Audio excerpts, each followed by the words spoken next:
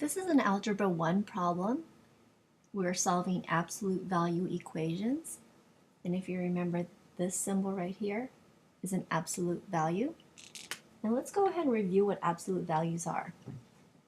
The absolute value of 3 asks you how many spaces from 3 does it take to get back to the number 0. 3 spaces. Also, the absolute value of negative 3 is also 3 because it takes 3 spaces from negative 3 to get back to 0. So these are what absolute values are.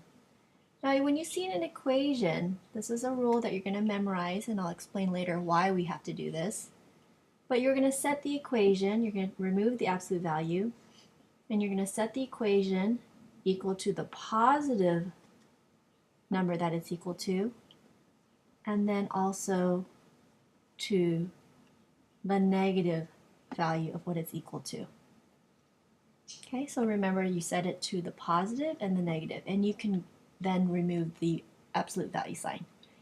And from this point on, you're going to solve 2 different equations to get 2 different answers by using basic algebra. Our goal is to get y by itself, so let's subtract 6 to both sides. Negative y equals to 0. Don't worry when you get the number 0, because 0 is still a value. Then you're going to divide negative 2 to both sides, because negative 2 is being multiplied to y. So to get rid of negative 2, we're going to divide, and our answer here is 0. But we're not done, because we also have to solve for this side.